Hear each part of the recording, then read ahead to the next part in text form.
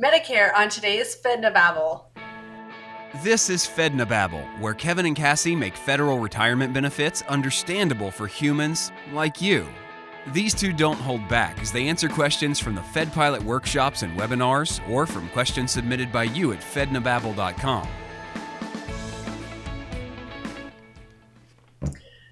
All right, Kevin, let's see if we can actually make it through this topic. Maybe. So just to bring everyone up to speed, two episodes ago, which was really 3 episodes ago, we started off with 3 questions. We only got to one of them. So we thought, okay, in the next episode, we'll answer those 2. Well, we only got to one of those. So we have whittled it down to one question now that we are going to answer. And watch this one only be 5 minutes and we're done. I don't know. So let's find out. Medicare is a hairy topic, and there's so much going on with it right now.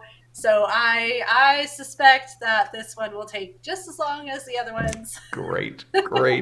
All right, let's see. All right. If one person in a marriage makes the most money, goodness, sorry, the way I have set it up, I have to read it backwards. Well, I'll read it. If one person in a marriage makes the most money, should that person be the first to apply for Medicare? Okay. What do you think? I think it always depends. I mean, we get these kind of questions all the time of, okay, well, what happens in this scenario? Well, it depends on many different factors, not just this one, So, okay, here we go. It's important to take a look at each benefit that we have. Yes. Medicare, Social Security, FEHB, FEGLI, and set it up the correct way. But there's no way to create the retirement that we're looking for without taking a look at all of them all together and creating a plan to make sure that they all fit and interlock together, like Legos, just put them all together. You don't want, because what happens is if you change, so the answer to that could be yes or no, right? If you change one thing in FEHB, if you change one thing in your TSP, then the answer may be completely different. It's not going to be the same. Here's the thing. Okay, so the person who makes the most money, are they subject to IRMA? What does that higher premium look like for Medicare? Are you looking at when they're eligible for Medicare at 65? Is retirement going to be after that? Can there be a delay in them actually enrolling in Medicare Part B because of that employment, right? And even if we started at the beginning, do you even want Medicare? Is Medicare even a thing for you? It may not be. Sure. Who's the employer, right? In fact, because most federal employees, I'm not going to say that they can choose, but they can choose to enroll in Medicare Part B or not. But the new Postal Reform Act, postal employees are required to enroll in Medicare Part B, I believe, beginning of next year. If they're age eligible and, of course, not working, whichever is later, right? And so, not that we would recommend anybody not enroll in Part B. I think there's a very good advantage to having Medicare and FEHB. That's very strong coverage in retirement. But is it necessary if you're going to be subject to IRMA, if you have higher earnings or higher money tucked away where you are already going to be subject to other things and you can self-insure? I don't know. Right? And that's why it's who takes it first. Does it matter? I mean, are both of you going to have the same enrollment period because of employment? There's so Right. many different variables, just like everything else we've been talking about the past few Fednobabbles. There are so many other variables that go into play here that I really think you got to talk to somebody about this and look at your full financial picture on whether or not it's going to be beneficial for your spouse to enroll or for you to enroll, or what that looks like. When are your enrollment periods? Uh, are they the same? Are they staggered? What does that look like? Yep. I remember going just recently. I think it was this week. Even I was doing a webinar, and there's a portion of it where just to make the point that you're making, that there are so many different options that people don't even realize are options or are a thing. I start off slowly and I say, well, you can do this, but then you can do this, and then you can do this, and I speed up, and then I stop suddenly, right? And just to make the point, there are so, and one person typed in the chat, mind blown, had no idea. And it's true. There are so many different options, so many different factors that make this work or not work. And the difference, and this is what blows me away. It's completely true, and it still blows me away, is that the difference between what you choose, which would be best for you, and something that someone could choose that would work, but isn't exactly best, the difference could be hundreds of thousands of dollars over your retirement career. Yes. No joke at all. Talking to a financial professional who showed us their like, they had an IRMA calculator. And Explain IRMA real quickly, just real briefly. okay, it's, oh gosh, hold on. The increased, I don't even remember what it stands for. I can't, not off the top of my head. I just know it's a thing in Medicare. Hold on. Income related monthly adjustment amounts. Good. Medicare. And this is, IRMA. so if you're not familiar with IRMA, this is when you make over a certain threshold. And there's certain stages of IRMA that could increase your Medicare Part B premium amount that you have to pay. Yeah. So I think the normal Medicare amount right now is between 170. Let's see, Medicare Part B premium. It's like between 170 and 180. So if you make, so there's a certain rate that everyone gets, but if you make above that amount, then you're going to be paying more for the premium. However, there's no more coverage. It's just you make more, so you're going to pay more in retirement. And there is a cap. Yeah. It doesn't. What is the IRMA cap? And it does, so and it goes up by stages.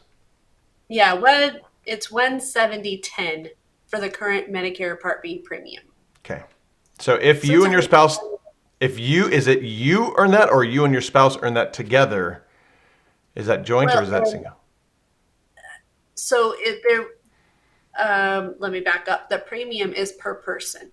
Yes. Okay. So you're saying the 170 is the premium. Yeah. That's right. Yeah, 170 is the premium. For Medicare Part B, and that's per person, right? So we've got IRMA amounts. What is IRMA cap? The most somebody will pay, like 500 something. Yeah, because it's not. That says 340, but that doesn't sound right. Medicare.org. See, this is real time. We're figuring this out right now.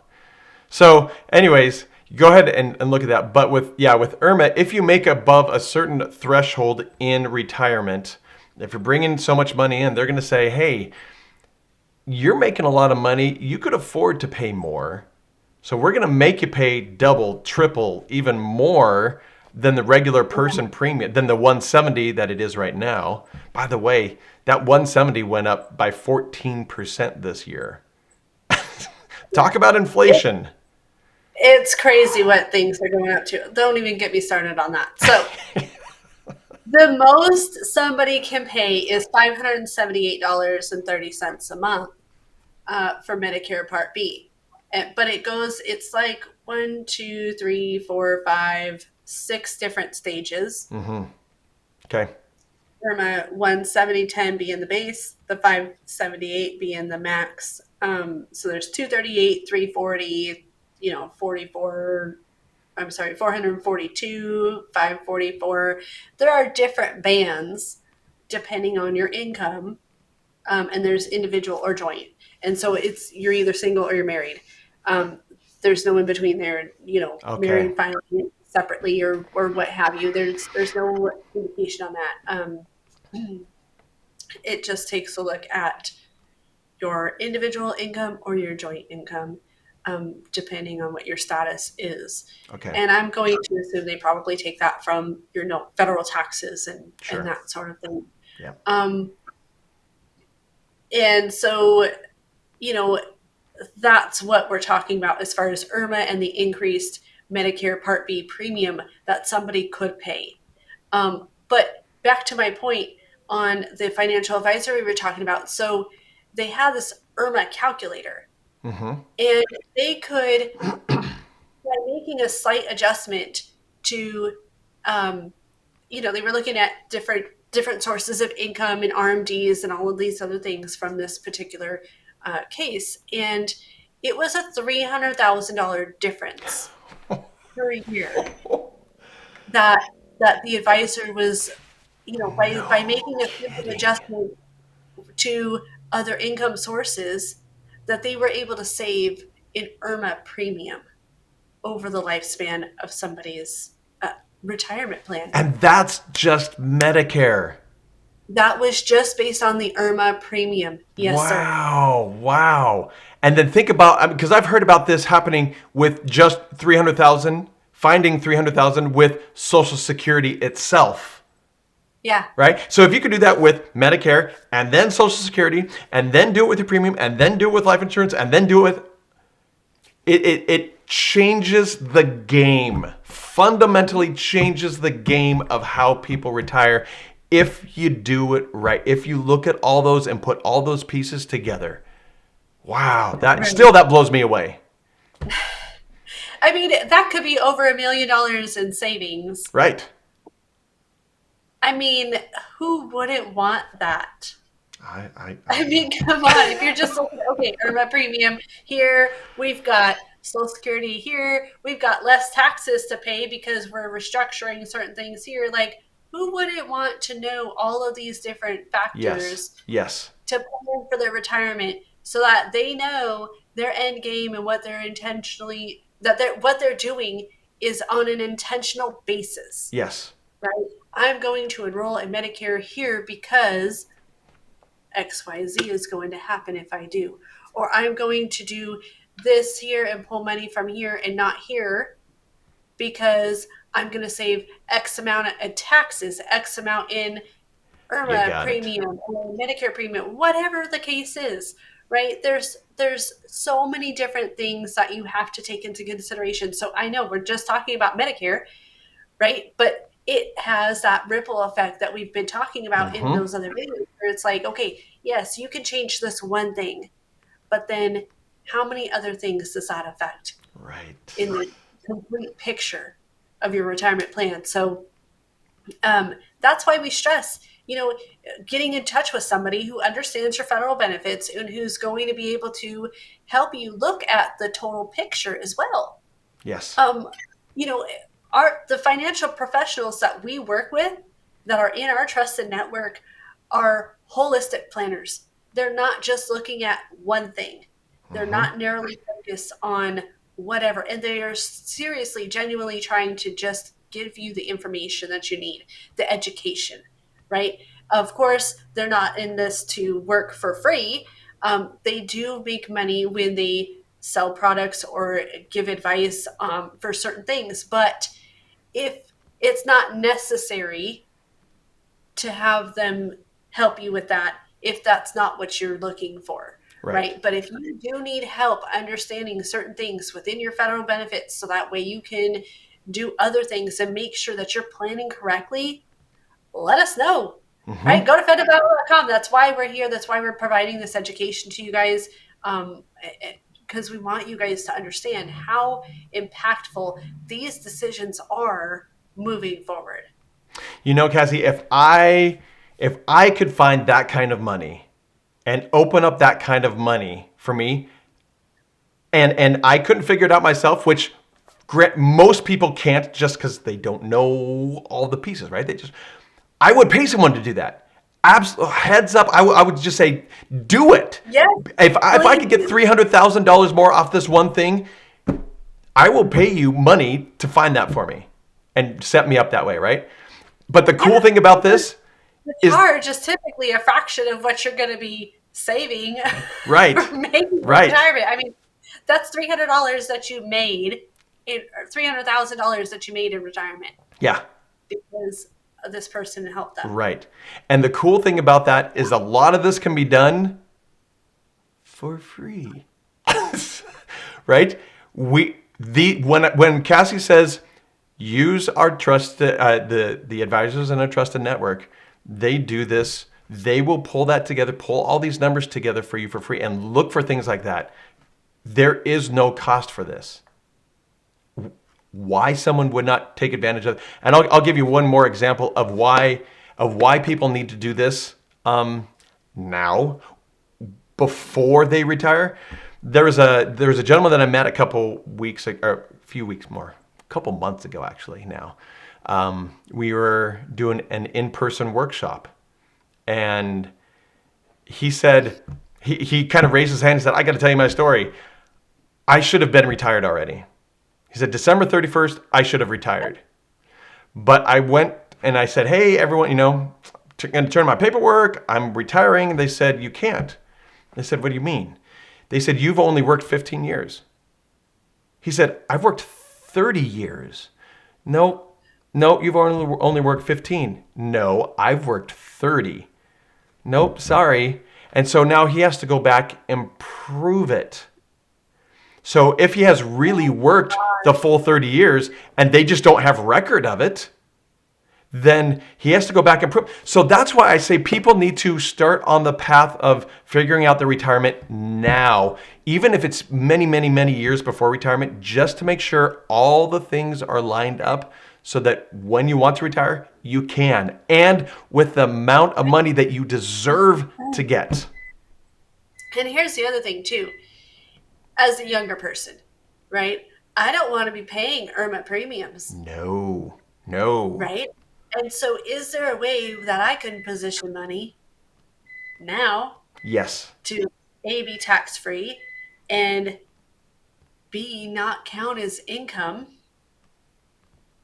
Right. So I'm not subject to those higher premiums. Mm-hmm. Right? I mean, if somebody just has their pension, and maybe some other things, they may not be subject to IRMA. There might be a way that you can reposition assets or monies or whatever to where you're not subject to certain things, or maybe lower the amount of premium that you're paying. And that's what this gal had did in that previous story, was she just repositioned a couple of things and lowered the IRMA premium for this employee. That's great. So that way they're saving the $300,000 over their lifetime. I mean, just by a simple do this, not that. Mm-hmm. Not what you're currently doing, because this is what will happen. Just move over just a little bit and we can do this for you. Right? And so it's so important to know, okay, what little tweaks or changes can I make now to really help myself be successful in retirement and meet those goals and aspirations, so I have what I need and maybe some more. Obviously, everybody always wants more, but also be able to save on premiums and taxes and all of these other things that are going to be that are subject to things that you're going to have to pay in retirement. Yep. Take advantage of it. Go to Fednobabble.com. Sign up, and we'll put you in touch with an advisor from our trusted network and get you those numbers. Look for those things to maximize everything that you deserve. Mm-hmm. Make sure it happens. Good. Cassie, thanks for another great one. Again, we only got through one one question in this type, but that's good. I didn't know that was going to happen. But hey, don't forget to like, subscribe, share, and let your coworkers know about us. And they might need help too. And if anybody has any questions about Medicare or IRMA, again, please go to Fednobabble.com. We'll be able to help you out there. Great. Thanks, everyone. Take care. To get Cassie's comprehensive report on your federal retirement benefits at no cost, no obligation, and no sales pitch, go to Fednobabble.com. While you're there, submit a question for them to answer on the show.